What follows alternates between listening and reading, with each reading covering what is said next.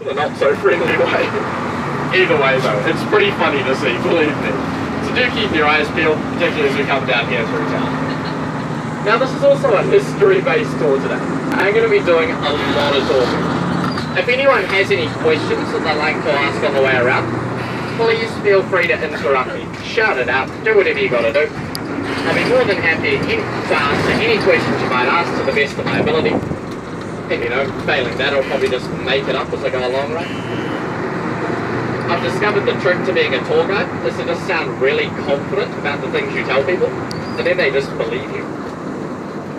Did you guys know that 60.2% of statistics are actually made up on the spot? Yeah, I have no idea if that's true. I was just trying to prove it. But anyway, how do you check this thing off? Definitely a local. Check this thing off with a question. Just really quickly, just by a show of hands back there. Is anyone enjoying the smell? Come on guys, that's how you know you're in Rotorua, right? See, I'm actually pretty lucky because I flat with two other people. And trust me, if you can deal with the smell of flatting with two other people, living in Rotorua becomes incredibly easy after that. But if you're not enjoying that smell, you'll be pleased to know when we go out to the two lakes we're going to go on to today, the smell will be completely gone until we come back into the main part of town. So there's something to look forward to.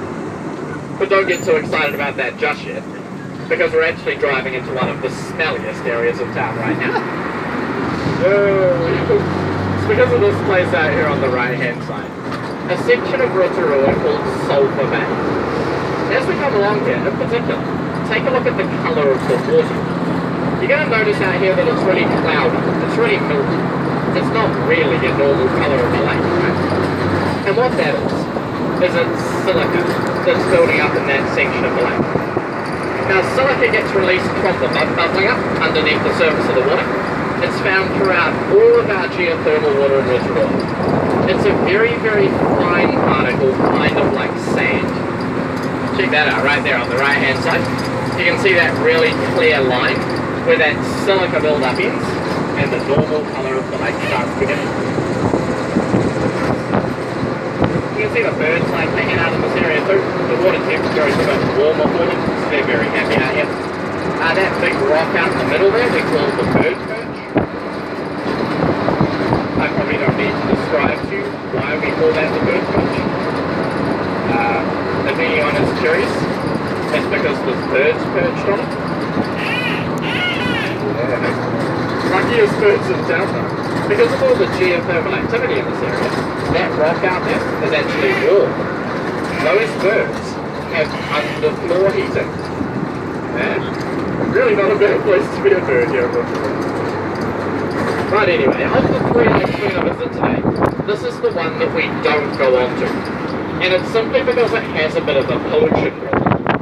Not rubbish or trash or anything really bad like that, but with a type of weed that goes in the bottom of this lake. Now this is a really big lake, right? But believe it or not, this giant lake actually only has an average depth of about 4 or 5 meters. This massive lake. And we actually have to drive about 1 kilometer into it before we're floating, before we actually become a boat. And that entire time we're just collecting all of these weeds on the running gears underneath the duck as we go along.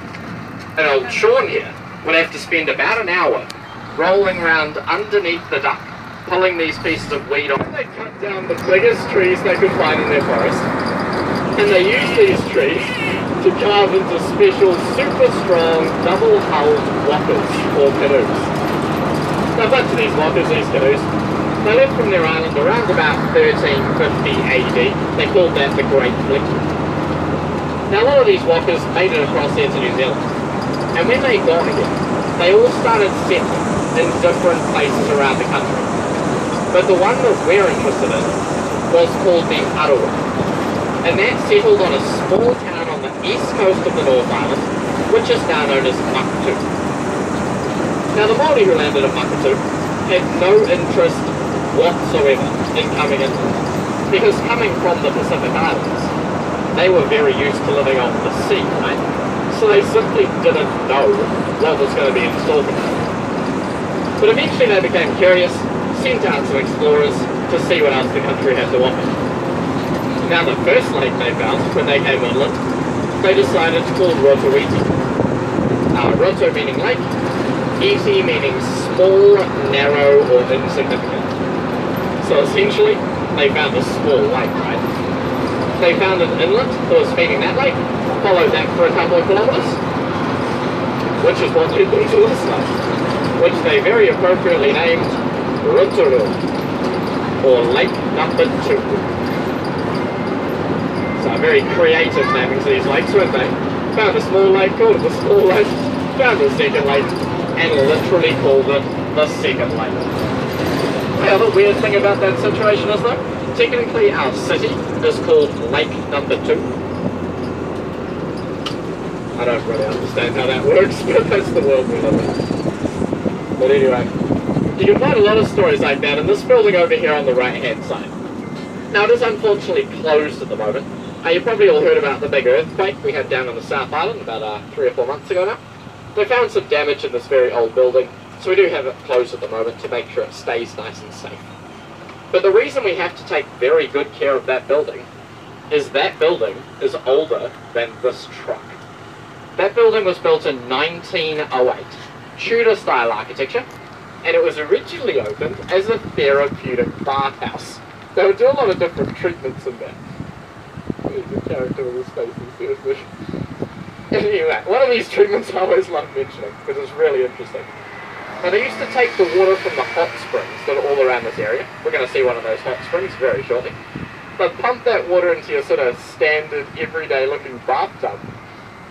And then they'd run electricity through the water. Right? Apparently this is good for curing arthritis for up to 6 months at a time. Although, funnily enough, with advances in modern medicine, they have worked out that shocking people in water. Notice the Tudor Towers? You imagine that place is a nightclub? But they really weren't. Anyway, how's this for a Rotorua claim to fame? Here's something to be proud of. Here we go. This building here on the left, the Blue Bars, opened in 1933. Now get this. This was the first public bathhouse in New Zealand to allow males and females to bathe together in the nude. Ooh, right, yeah. I mean, Rotorua's famous for a lot of things. That's probably one of the weirder ones. But we got it. It's all ours. Go us, right? Anyway, feel free to jump up and have a look or grab a photo of this thing over here on the right-hand side. This is one of these natural hot springs I've just been talking about, where they got the water for those therapeutic treatments.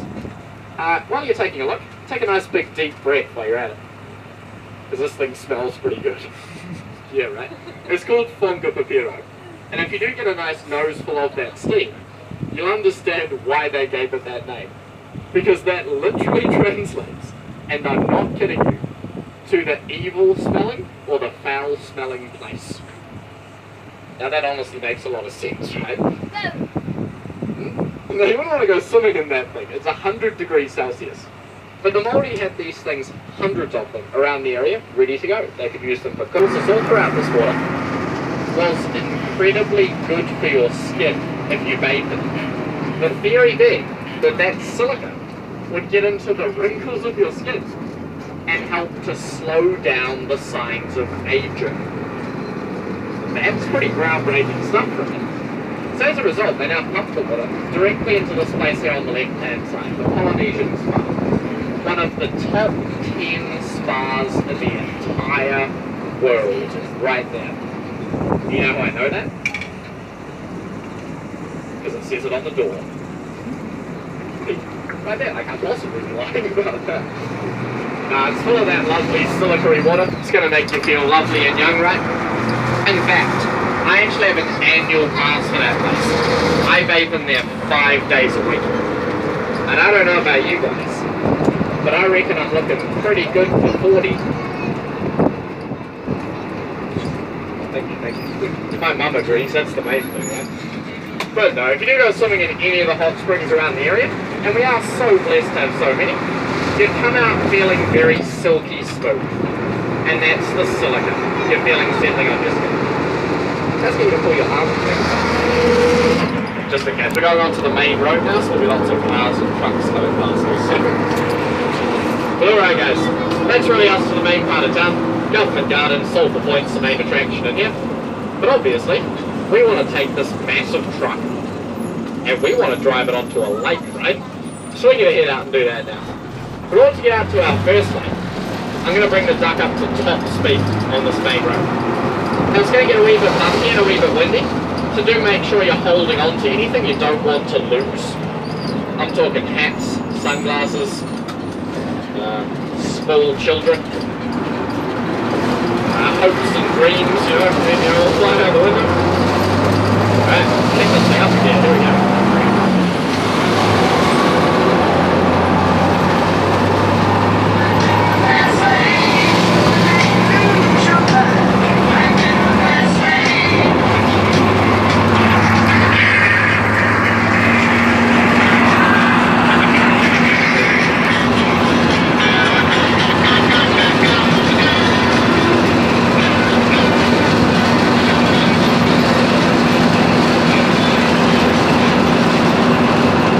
There it is. What do you reckon? Top speed. We try. That's the main thing. But anyway, just where we are on this main road, the duck is a wee bit easier. So I'm just going to give you a couple of minutes break on the commentary. I'll pick it up when we get to the road that's going to take us to our first lane. And I'll tell you a bit about these vehicles that we're driving. Like I say, we'll just enjoy a wee cruise up the road in the meantime.